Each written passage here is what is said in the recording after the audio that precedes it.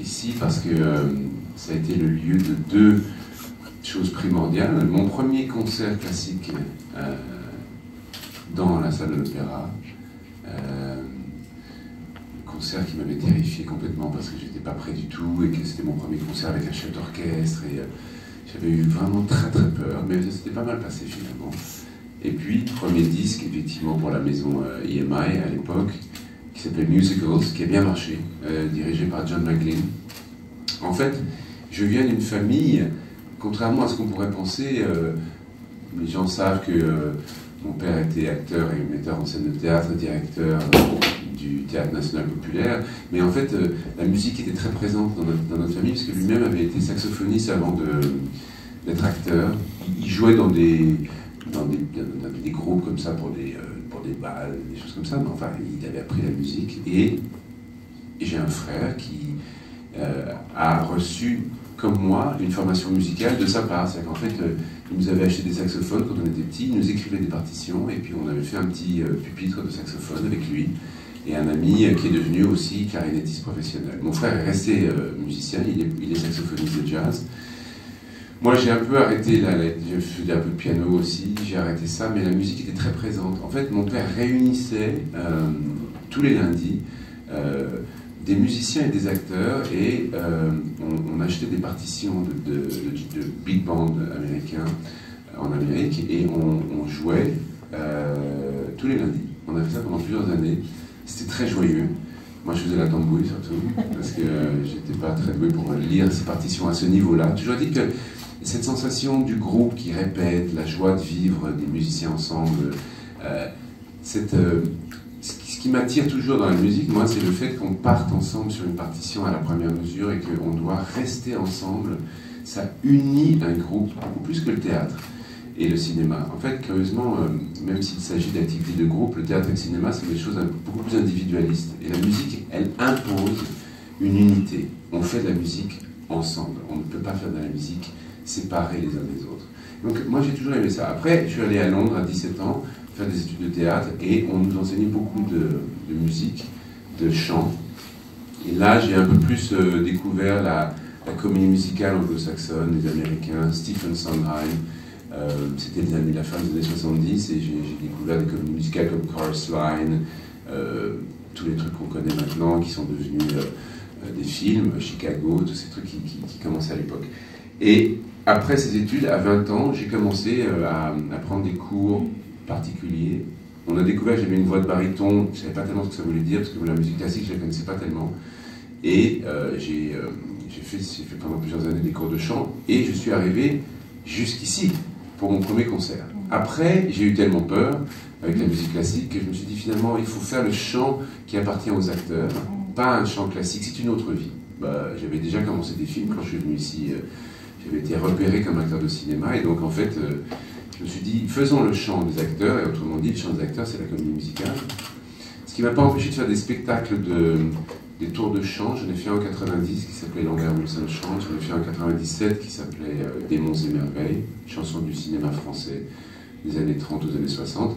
Un autre qui s'appelait Nuit américaine, sur les compositeurs américains du XXe siècle. J'ai fait 4 comédies musicales, dont 3 au Théâtre du Châtelet. J'ai fait Candide de Bernstein, j'ai fait A Little Night Music de Stephen Sondheim, et j'ai fait The King and I. Et le Candide de Bernstein, qui avait été mis en scène par Robert Carsen, on l'avait non seulement fait au Châtelet, mais on l'avait aussi chanté à la Scala de Milan, ce qui est quand même pour moi un des plus beaux souvenirs de ma vie, même toute activité confondue. Et ce qui fait que, il y a quelques années, je me suis dit, il me faut un autre sujet de tour de chant, et j'ai pensé à la silhouette de mon temps et aux chansons de mon temps. J'avais chanté quelques extraits lors des précédents spectacles, des feuilles mortes, Amour, mon cher amour, 3 petites notes de musique, des choses comme ça. Je me sentais très bien sur ces chansons, même tessiture, le goût des mots, la poésie, etc. Et je me suis dit, il faut faire un spectacle à partir de cette silhouette et de ce répertoire. Et puis j'étais allé voir Carole Amiel, sa veuve, qui m'avait donné sa bénédiction, et je l'ai un peu laissé de côté. Et puis finalement, entre-temps, la maison Sony Classical m'a proposé de faire le disque. On a fait le disque, mais qui n'était pas ce que je vais vous livrer là. Parce Ce que je vais vous livrer là, c'est vraiment l'idée de départ, c'est-à-dire une traversée de la vie de mon temps, sans jamais qu'on me dise son nom d'ailleurs, c'est ça qui est assez... là, il a gageure. C'est un spectacle théâtral. J'ai voulu utiliser un metteur en scène de théâtre, c'est Christian Schiaretti, le directeur du Théâtre National Populaire de Lyon-Villeurbanne, qui m'a mis en scène. Et on est avec 6 musiciens dirigés par Bruno Fontaine. J'aimais bien certaines des mélodies. En tout cas, je ne suis pas arrivé pétrifié de respect en me disant mon Dieu, mais comment est-ce que je vais oser chanter Les Feuilles Mortes? Comment je vais oser chanter Barbara, par exemple, ces chansons mythiques, Le Temps des cerises, Le Chant des partisans, et on y va. On propose un spectacle qui dure 1h50 dans lequel je chante 30 chansons, dont certaines, rassurez-vous, ne durent que 4 lignes, hein, de toute façon, parce que ça fait quand même, c'est un peu impressionnant quand on annonce 30 chansons. Mais il n'y a jamais la moindre tentative de vouloir faire comme lui. En revanche, je considère qu'il a laissé un répertoire. Ce répertoire, c'est son œuvre. Il n'a jamais composé une ligne et il n'a jamais écrit un poème. En revanche, il a choisi des poètes. Il a choisi des compositeurs. Et ses choix étaient très forts, très pertinents. Il a su s'associer avec Prévert et Cosma. Il a su aller au-devant de gens. D'abord, c'est ce qu'on raconte, comment aussi les femmes qui l'ont marqué l'aident. Edith Piaf, Simone Signoret, on évoque rapidement Marilyn Monroe. Le principe étant qu'on sépare les chansons par des textes qui ont été écrits par Georges Semprin, qui le connaissait très bien, qui était son grand ami.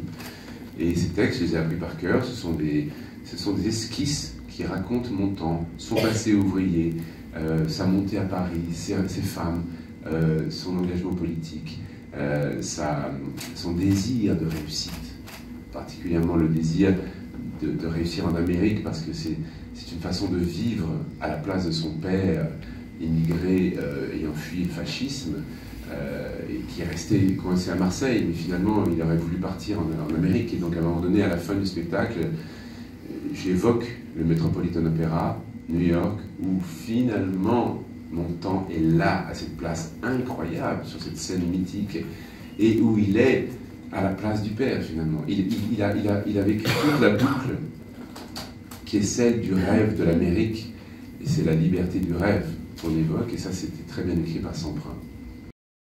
Un jour acteur, comment on vit ça? Est-ce que parfois pour moi c'est le même métier. Ça ne touche pas un peu à la schizophrénie? Non, on ne donne pas les mêmes choses en fait. Non, parce que pour moi c'est la même activité. En fait, j'ai vraiment reçu une formation en Angleterre où on demande aux acteurs sans arrêt d'effacer ces frontières entre l'activité lyrique et l'activité... En fait, finalement, le chant, moi j'aime bien dire que à partir du moment où l'émotion devient trop forte dans un texte, on se met à chanter ce qu'est l'histoire du chant finalement. Le chant, il a une fonction, elle n'est pas très éloignée de celle de l'acteur de théâtre. Quand on est tragédien, on est à quelques centimètres en dessous du chant lyrique, très très peu de centimètres en dessous.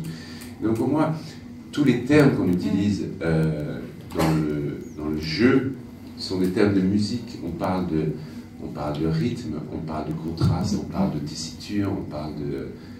ce sont que des termes musicaux. Donc pour moi, il n'y a pas de séparation. C'est pas très français, mais les choses ont beaucoup changé en quelques années. Parce que quand j'ai commencé à faire du chant, justement, en venant ici, à la fin des années 80, on me demandait systématiquement, mais alors vous êtes acteur ou vous êtes chanteur? Et c'est une question que je n'entends plus. C'est-à-dire qu'en fait, je pense qu'il y a eu des films, je pense à Christophe Honoré, à Alain Resnais. On a repris un peu le fil de cette tradition française dans laquelle les acteurs chantaient plus facilement. Il y a eu un renouveau de la comédie musicale, alors en passant effectivement par la comédie musicale québécoise. C'est un autre genre, c'est une comédie musicale qui est beaucoup plus spectaculaire, plus rock, plus faite de titres populaires qui passent à la radio avant, donc c'est un autre rendez-vous. Mais alors maintenant, j'ai aucun état d'âme par rapport à ça. Pour moi, c'est le même métier. Et est-ce que vous avez une même symbiose avec la danse, ou même peut-être la peinture, ou d'autres arts? En fait, beaucoup avec la danse, simplement on me demande beaucoup moins souvent de danser. J'ai fait des comédies musicales dans lesquelles il fallait danser. C'est un petit peu plus fastidieux pour moi, mais j'arrive, hein, Alors après, je pense que forcément tous les... je n'oserais jamais m'appeler moi-même un artiste, c'est pas à moi de m'appeler artiste. Il n'empêche que je suis très attiré par toutes les formes artistiques, je m'intéresse énormément à la peinture, j'ai fait de la mise en scène, donc quand on fait de la mise en scène au théâtre, on est obligé de s'intéresser à l'aspect architectural, visuel, aux couleurs, aux costumes, tout ça me passionne, bien entendu. Mais j'avais gardé en mémoire une expression que m'avait donnée une journaliste japonaise, dans les années 80 d'ailleurs, parce qu'elle s'était un peu moquée de moi en pensant que j'étais un peu un touche-à-tout. Elle m'avait dit, vous savez, il y a un dicton japonais qui dit, on reconnaît un bon cuisinier au fait qu'il n'a qu'un seul couteau. Je me suis dit, ah d'accord, il y a un message là, il y a un message.